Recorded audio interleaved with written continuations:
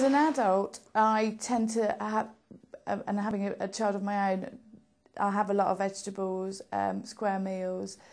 I eat vegetables and use things like lasagna, pasta, breakfast cereals and fruits. So there's nothing extraordinary, there's nothing completely different. It's just, it's healthy really. And I try to keep my fats down as I've got older. But I think I probably would have done that with or without my diabetes anyway. So keeping my fat down is quite important to me. My dietary lifestyle is very simple at the moment. It's only about 18 months or so ago I became a vegetarian.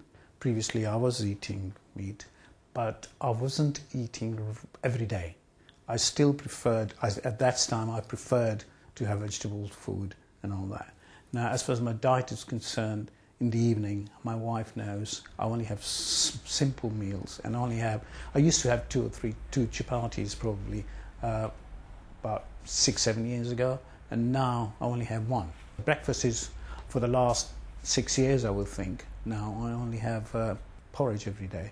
Maybe the odd occasions I might have cornflakes, but I think that's probably once a month I would do that.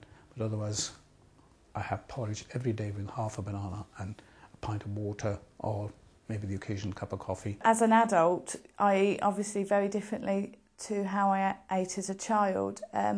We did have a very healthy diet as a child, and I think mainly down to my diabetes, which has done me favours in lots of ways. But I don't have now the desperate need to eat cream cakes and chocolate all the time as children do.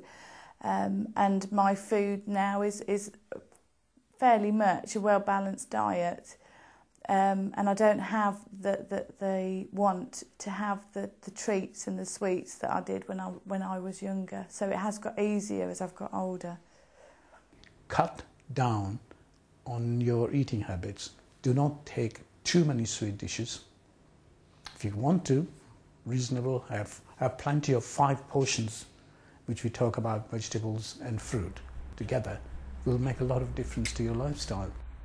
I was told by one of the dietitians at the hospital, if you can hold anything in your hand that's good enough to consume, like grapes or a mango, it's a small mango, it's no good taking a large mango and say, oh, it's fruit, it doesn't make any difference, plenty of sugar. So is banana. And banana, I mean, in my books, I have 1 banana a day, but I feel pretty good because it helps me with my walks and things like that. Emphases are on banana, orange, mango, and grapes. They say they're the sweetest of the lot.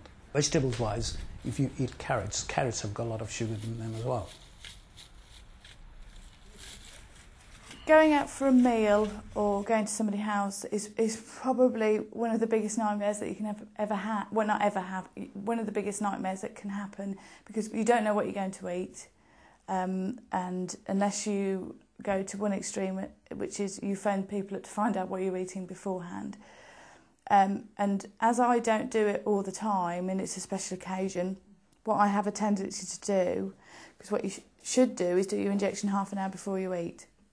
But what I tend to do is wait till I see what's on the menu or what somebody's served, and then do the injection either after I've eaten, which means your blood sugars will raise up because you've not taken the insulin first, but you know how much you've eaten, so you can then work out how much insulin you need afterwards, which long term works out better. That's how I choose to do it. Some people will do their injection and then restrict themselves to how much they eat because of the insulin they've taken.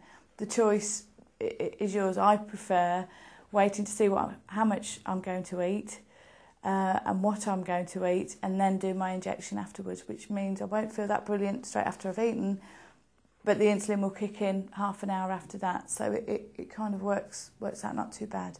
And as long as I'm not doing that every single day, it doesn't matter that much.